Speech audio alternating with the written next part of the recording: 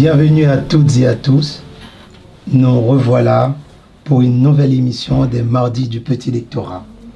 Aujourd'hui, nous vous proposons non une émission conventionnelle comme on a l'habitude de vous la proposer, mais plutôt une fête, une belle fête autour de notre invité, Yannick Lahens. Femme nan belle compier laurier, soleil a bombardé. Femme nan belle compan inflé la possession, fait dire femme nan belle compas l'eau. Souché mes maoulé. Femme nan belle qu'on guêpe pan yo l'avant le modèle. Qu'on s'en olo l'en canari grand fond. Femme nan belle qu'on pièce dégoudé. Souché mes ventes cordées. Bienvenue Yannick Lahens. C'est un plaisir de vous avoir avec nous. Yannick Lahens, je ne vais pas la présenter, tout le monde la connaît. C'est une figure importante de la littérature mondiale. Yannick Lahens est professeur de littérature à l'université. Son œuvre a été consacrée, prix Femina. Yannick Lahens a occupé la chaire Monde francophone au Collège de France durant l'année 2018-2019, pour ne citer que cela. Comment allez-vous? Bien, envers et contre tout. C'est ce que j'ai pris l'habitude de répondre depuis quelque temps en Haïti. Et c'est un plaisir pour moi d'être là. Vraiment, j'ai répondu tout à fait spontanément et chaleureusement à l'invitation. Et puis voilà, on va commencer la conversation. Évidemment, tout à fait. Donc, comme je viens de le dire, c'est un immense plaisir de vous avoir avec nous. Je sais que vous êtes très demandé. Il y a une anecdote dans votre parcours qui m'a beaucoup interpellé. Vous avez animé une émission à Radio Haïti Inter. Donc, vous l'aurez compris, ce n'est pas du tout anodin. Et donc, cette émission s'appelait Entre nous. Est-ce que vous pouvez nous parler un petit peu de cette émission? Très beau souvenir. Vraiment, c'est une émission donc, que j'animais avec Gigi Dominique, qui elle aussi est romancière, et Monique Lafontan de la librairie La Pléiade. Donc c'était une manière pour nous vraiment de nous adresser aux auditeurs et aux auditrices pour leur parler à la fois de la littérature haïtienne dans sa tradition, la littérature haïtienne classique, en même temps une très grande ouverture sur l'extérieur, puisque grâce à Monique, nous étions au courant aussi des nouveautés qui arrivaient, et Radio Haïti Inter mettait à notre disposition et les parutions haïtiennes et les livres qui venaient de l'étranger. Nous intervenions aussi sur le cinéma, puisqu'à l'époque il y avait des salles de cinéma en Haïti encore. Sur les pièces de théâtre, parce qu'il y avait des théâtres qui fonctionnaient. Donc ça a été vraiment un moment, je pense, où les gens étaient, les auditeurs, auditrices ont été extrêmement sensibilisés aux éléments culturels et artistiques. Et au débat que nous avions, nous invitions aussi des gens, des écrivains, des musiciens, et à participer à l'émission. C'est un grand moment pour moi, de mon parcours. Oui, je sais aussi que vous êtes vraiment impliqué aujourd'hui dans les initiatives de jeunes, et je pense notamment au projet avec la bibliothèque Araka. Donc certainement, jusqu'à présent. Oui, justement. Et donc, comment voyez-vous ce paysage? Quelle différence faites-vous entre... Oui, évidemment, il y a une grande différence. Entre oui. l'époque, les époques. Tout à fait. Moi, la grande différence, pour moi, et peut-être que certaines personnes ne le remarquent pas tout de suite, c'est que ma génération, celle de Gigi, celle de Monique, celle de Lionel, de Daniela Ferrière, nous sommes une génération de gens nés dans des familles où on parlait français. Il y avait une bibliothèque. Malgré tout ce qu'on peut dire de l'école haïtienne, il y a eu une démocratisation de l'école pendant ces 25 dernières années ou 30 dernières années. Vous avez des nouvelles couches sociales qui sont passées par l'école et que l'on veut non, qui ont donné des résultats quand même intéressants. Tout à fait. Qui est la nouvelle génération qui écrit. Je prends des gens comme James Moelle, Mackenzie Orsel, enfin Bonnel Auguste qui est en Haïti, Inema Jeudi. Alors, ce qui est intéressant, la différence entre notre génération et celle-là, c'est qu'entre-temps, le créole est devenu une langue officielle. Donc, ils ne sont pas dans une attitude, par exemple, militante vis-à-vis du créole. Parce que le créole, entre 87 et aujourd'hui, est la langue de l'espace public en Haïti, sur le plan oral. Ce qui n'a pas été le cas avant. Ouais. Parce que nous étions des pionnières en faisant des émissions en créole. Aujourd'hui, c'est la langue de l'espace public, c'est-à-dire 95-16% des émissions à la radio se font en créole. Les revendications se font en créole, les discours politiques se font en créole. Alors, c'est comme s'il y avait deux stratégies en même temps. Les classes populaires, les parents disent, moi, j'envoie mon enfant à l'école, tant que vous n'avez pas encore fait du matériel. Vous dites que c'est une langue officielle, mais où sont les livres de géographie, où sont les livres d'histoire, où sont les livres de sciences? Donc mon enfant va, lui, apprendre le français. Oui. Donc c'est une double stratégie intelligente, parce que bon, on n'a pas besoin de faire un doctorat en sciences politiques pour comprendre vos intérêts. Donc je crois que la population a compris ça. Donc il y a les enfants vont à l'école, et on a cette nouvelle génération qui n'a pas les mêmes rapports entre le créole et le français. Il n'y a pas cette espèce de militantisme. À l'époque de Casta, il fallait imposer le créole. Aujourd'hui, c'est quelque chose de presque naturel. Et ils écrivent dans les deux langues. Qu'il s'agisse de Bonnel-Auguste, qu'il s'agisse de James Noël, Mackenzie Ancel. Donc le passage d'une langue à l'autre, sur le plan de l'écriture, je dirais, est presque spontané. Ça dépend de leur humeur, ça dépend de ce qu'ils ont envie de dire. Donc ça, c'est la très grande différence, à mon avis, entre les deux époques. Est-ce que ça a un sens d'une certaine réussite, parce que vous étiez vraiment à la base de la réforme? Oui, parce que, encore une de mes casquettes, mon premier job, ça a été à l'Institut pédagogique national, avec Joseph Bernard. Quand je suis fraîchement arrivée en Haïti, j'étais à l'Institut pédagogique national, et j'ai commencé les cours à l'école normale. D'accord. Donc j'ai participé aux côtés de Joseph Bernard, qui est un monsieur que je respecte beaucoup, parce que c'était quelqu'un de très bien.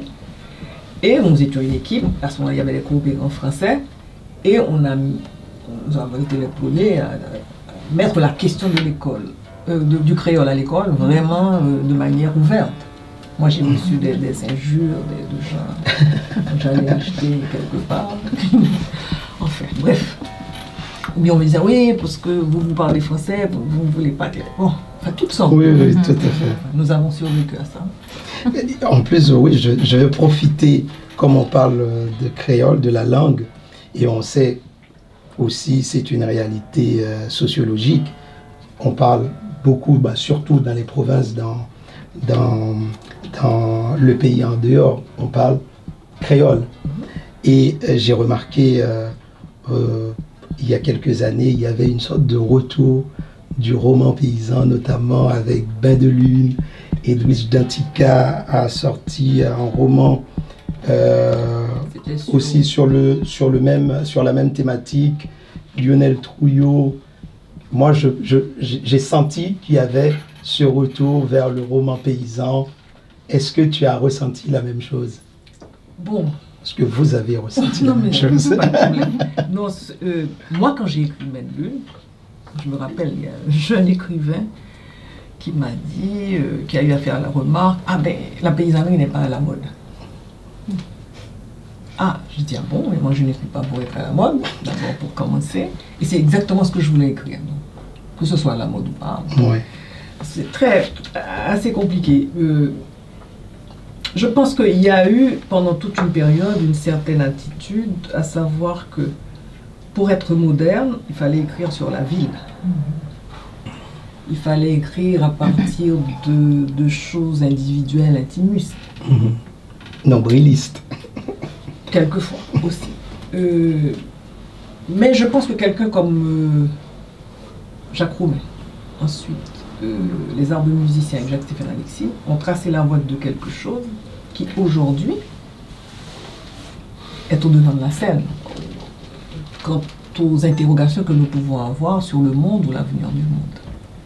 On peut dire que Jacques Roumet, avec gouverneur de la Rosée, pose la question de l'environnement, pose la question du désastre écologique.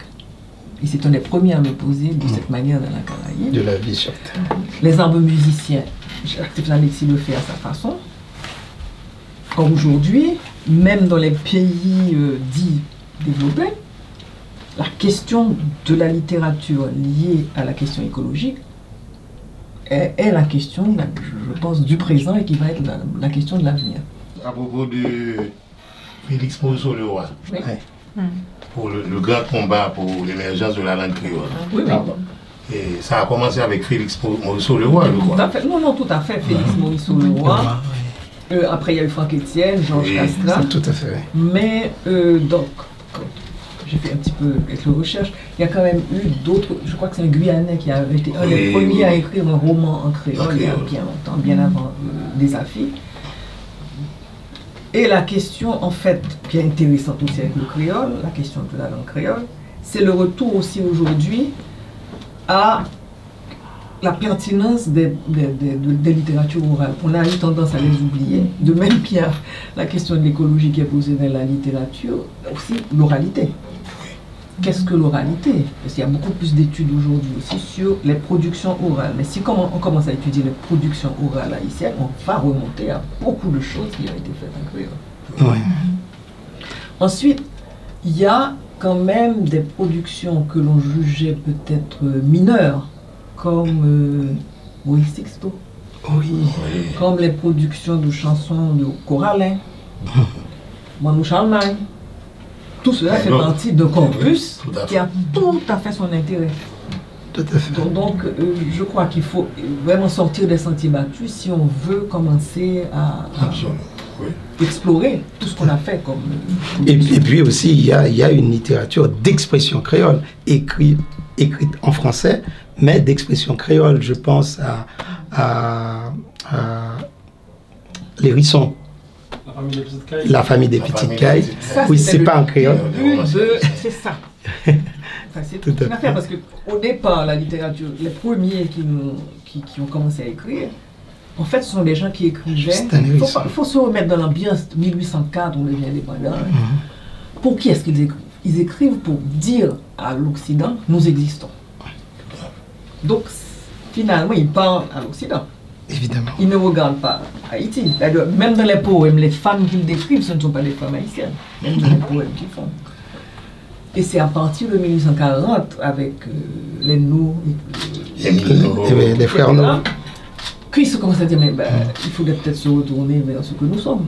Oui, le mouvement indigéniste. Non, bien pas encore, bien avant le 19e siècle. 19e, ah d'accord. Ils sont retournés à ce que nous sommes. Et c'est ça, à partir de ce moment-là qu'ils ont vu commencer à voir les failles. L'école de 1836. Ouais. L'école de 1836. L'école de la Ronde, donc c'est à l'intérieur maintenant. Quelles sont les failles? Et puis tu as eu Oswald Durand commencer à écrire en créole. Premier poème créole, c'est pour ça. Exactement. Donc, c'est toute une longue histoire. Et je crois qu'il faut revisiter l'histoire de la littérature. Georges Sylvain également. Exactement. Il a écrit des contes en créole. Tout à fait. Reprise par sa fille dans la revue indigène, au moment où Price Mans, etc. Donc, il faut retourner en tout ça pour montrer ça. C'est une longue filiation, c'est-à-dire si Maurice Leroy écrit en créole, mais il y a eu des antécédents. Tout ça part de quelque part. Tu vois. Ça me fait me rappeler donc un texte de Maurice Leroy encore. L'homme dit bon Dieu bon, yori, parce que je connais bon Dieu pas bon pour moi. Quand la rivière descend la plaine, les vents vantés sous la mer, les coques qualités m'a perdu, les sécheresses à caler habitants. Bon Dieu papa yo pas faire rien pour profiter. L'homme dit bon Dieu bon c'est moi connais qui bon Dieu pas me dit bon. Père l'Éternel grand bas blancheava bon petite pâle. Bon Dieu qui t'a sous nuage à 10 ans qu'a joué trompette des beaux figures pour des calbasses. Et bien l'homme dit bon Dieu bon c'est la vie à même. Dans fait qui senti bon c'est basilic. Dans coquille l'ambé c'est l'ambi. C'est gros pied bois, c'est gros pied chane. Yo maîtri, l'homme dit bon Dieu bon. Merci Larry. La vie nous prive de ce que nous rendons au centuple au Dieu. La vie te prend et tient ses mains serrées dures autour de ton cou et, quand elle pense t'asphyxier, voilà que tu respires plus fort, encore plus fort, que tu te dégages de son étreinte sans même qu'elle s'en aperçoive et que tu lui fais un pied de nez à la vie. Un pied de nez magnifique, dans une joie de délivrance, une joie d'enfant sauvage. Bain de lune. En parlant d'histoire, parce que je pense qu'on a tout le monde peut-être à regarder avec beaucoup d'intérêt votre leçon inaugurale au Collège de France. Et c'était un acte très courageux d'ailleurs de réinsérer l'histoire d'Haïti et de dire ouais, ça fait partie de l'histoire de la France, donc il faut y faire face. Et moi je me demandais si quels étaient les retours que vous avez eus après le cours. Bon, alors c'est vrai, alors je me suis dit, moi je n'habite pas la France, je vais dire ce que j'ai envie de dire. D'autant plus que au mois de novembre avant, 80 intellectuels français avaient signé une pétition pour interdire les études coloniales à l'université française. Je me suis dit, mais c'est quand même incroyable. Et je me suis rendu compte que si le Collège de France le faisait, le Collège de France m'invitait à faire un tel enseignement, avait compris que la France était en danger, quelque part. Parce que dans les universités ailleurs, particulièrement aux États-Unis, en Angleterre, en Afrique du Sud, il y a toute une réflexion sur, justement, le post-colonial. Sur, quand on va en Amérique latine, c'est le décolonial. Or, on ne veut pas prononcer ces mots en France. On ne veut pas prononcer le mot intersectionnalité non plus. Et le Collège de France s'en est rendu compte, je crois. Parce que le Collège de France, c'est quand même un lieu beaucoup plus libre. Parce que chacun peut venir, les gens ne sont pas soumis à un examen, donc chacun peut venir développer son idée. Donc ils se sont dit, il vaut mieux commencer là pour un peu déblayer le terrain. Donc je me suis sentie vraiment très libre, je n'ai aucune pression, aucun ordre de la part de quelqu'un du Collège de France. Donc je me suis sentie très libre pour le faire. En fait, je voulais me demander à Yannick, vous faites partie des écrivains, des artistes qui ont choisi de rester en Haïti. C'est très courageux. Et je me demande comment vous survivez en fait le quotidien, parce que des fois on entend en fait, de la France, c'est très difficile. Des fois les gens sont obligés de rester chez eux pendant des jours, ne pas pouvoir sortir. Où trouvez-vous des ressources pour survivre, pour créer aussi? Bon, grosse question. D'abord, je ne peux pas me plaindre, parce que là où j'habite, je ne suis pas menacée dans mon quartier. Donc, d'abord, je ne peux pas me plaindre. Je me considérais comme une privilégiée de ce point de vue-là. Puisque dans mon quartier à Pétionville n'est pas encore atteint dans son cœur. C'est comme si les gangs ont entouré Port-au-Prince, entrée nord, entrée sud, et par l'entrée sud, ils sont montés jusque du côté de la Boule et de Thomasin, Fermat. Donc le cœur de Pétionville est devenu un endroit tellement fréquenté. Donc il n'y a pas vraiment de choses qui se passent à l'intérieur, au cœur de Pétionville. Mais la vie est compliquée parce que les gens vont travailler. Donc quand quelqu'un quitte la maison pour sortir, on est tout le temps au téléphone. Où est-ce que tu es? Qu'est-ce que tu allais faire? Quand un enfant va à l'école, on attend qu'il revienne. Et même les gens avec qui on travaille, il y en a qui habitent du côté de, par exemple, la Croix-des-Bouquets, en ce qui me concerne. Donc quand la personne va chez elle en fin de semaine, lundi matin, côtoyer, amener moitié chemin, qui s'est passé, il y a tiré derrière, il y a tiré devant, pas qu'à avancer. Tous les week-ends, comme ça. Je dis que mon quartier est plus ou moins préservé, mais il y a eu quelqu'un qui est mort à 200 mètres, 300 mètres de chez moi. Des gens qui ont exécuté un monsieur qui était de la police. Ça a été terrible pendant une semaine. Chez moi, tous les dimanches, réunion obligatoire de gens qui viennent, d'amis, sitôt qu'avec, des gens Casimir, des jeunes du club Baraka qui passent aussi, Dossou ou les autres. Et on continue à vivre. On imagine, on rit, On échange, on mange des pâtés, une soupe d'oignon et on continue. Et je sais que par exemple, maintenant j'ai réduit mon rayon de déplacement. Et à partir d'une certaine heure, mon portail est fermé, je ne sors plus. Mais en même temps, c'est une question de génération aussi peut-être, mais les jeunes au bas de la ville continuent à aller, ils ne veulent pas rester chez eux. C'est-à-dire que quand il y a une activité au centre d'art, le centre d'art continue à faire des activités. Les jeunes me disent, Madame Laès, non, on va continuer. Voilà. Mais c'est extrêmement dur. Surtout qu'il faut gérer les pénuries. De temps en temps, il n'y a pas d'essence, pas de carburant. Donc, comme on fait, le carburant, c'est quand même un produit transversal. Donc, quand il n'y a pas de carburant, il y a des problèmes de transport en commun. Il peut y avoir des problèmes pour faire à manger. De temps en temps, il y a même le gaz propane qui fait défaut. Donc, il faut gérer tout ça quotidiennement. Et quand il n'y a pas de carburant, souvent, il y a un problème d'eau. Quand il y a un problème d'eau, il y a aussi les prix dans les supermarchés qui ont triplé. Triplé. Donc, on se demande quelquefois, bon, moi, j'arrive à manger. Mais je me demande comment les autres font pour arriver à manger, puisque les prix ont littéralement triplé. Les entreprises ne peuvent pas embaucher puisque bon, et on a le même salaire. Le même salaire.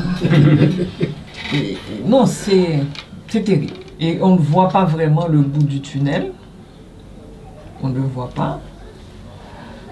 Bon, moi je crois une chose, je ne sais pas si je suis de la vieille ou quoi, mais je pense que tant qu'on ne construira pas une, deux ou trois offres politiques, je ne dis pas offres politiques, ça veut dire que des gens qui travaillent pendant 1, 2, 3, 4 ans et qui proposent une sortie, un programme politique qui propose.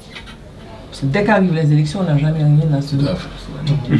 Il faut un programme politique. Moi, je suis tout à fait d'accord avec Madame Laens, mais il y a quelque chose qui nous paraît un peu difficile. Même s'il y a un projet de stabilisation du pays, pour le retour au calme, il y aura quand même le grand maître qui va venir nous dire, bon voilà, non, ça c'était bien, mais moi, voilà ce que je veux. Quand tu fais une chose, la première force sur le terrain demeure la population. C'est pas l'international. Je crois que c'est une erreur. Je crois que le jour où un groupe, un parti, appelez-le comme vous voulez, arrivera à mobiliser la population, dans son ensemble, ce n'est pas un petit groupe. À ce moment-là, l'international n'a pas d'état d'âme. Quand elle sentira qu'il y a une mobilisation massive, à la limite. Il faut avoir les ressources aussi. Voilà. Moi, je vais vous poser une question qui est mondiale. Oui. Je suis de l'extérieur. C'est le rôle des femmes en Haïti. Ah, très bonne question. Donc les femmes ont un rôle extrêmement important. Ensuite, les femmes sont les chefs de famille. Et la grande majorité des cas, en milieu populaire urbain. Parce que les femmes paysannes, c'est autre chose. En milieu populaire. Donc c'est elles qui élèvent les enfants, qui les envoient à l'école. Et il y en a qui vont jusqu'à l'université. Très souvent d'ailleurs, quand il y a la fête des pères sur Facebook, vous voyez, bonne fête maman. Deuxième fois. Tu vois. Donc, oui, très important comme question. Et on ne peut pas arriver avec un programme nouveau si cette dimension, je crois, de la femme, l'importance qu'elle a sur le plan économique, n'apparaît pas. Et cette importance économique n'est pas reflétée dans la représentation politique, puisqu'on n'a pas assez de femmes qui sont au Parlement. Donc il y a un décalage entre cette puissance réelle, sociale et économique, et puis la représentation politique. Aucun rapport. Voilà. Au Collège de France, vous avez développé une idée qui était originale sur Haïti comme la première société postmoderne au monde. Comment vous lisez le contexte actuel d'Haïti avec la crise qui se passe ailleurs? Haïti, c'est un pays qui n'est jamais sorti. C'est pour ça que j'appelais urgence d'écrire, de l'urgence. C'est-à-dire que sur Haïti, c'est le pays sur lequel on a exercé tout ce qu'on allait exercer ensuite sur les autres pays du Sud. la dette, on fait embargo, de temps en temps vous sentez l'embargo sur Cuba, si c'est pas sur l'Irak, Haïti a connu tout ça avant les autres. Et étant donné que ce n'est pas un système mondial qui a changé, il n'y a aucune raison qu'Haïti ne continue pas à subir ces mêmes histoires. Et je ne veux surtout pas dédouaner les Haïtiens, parce qu'il y a toujours des Haïtiens qui sont prêts à donner main forte à ceux qui veulent.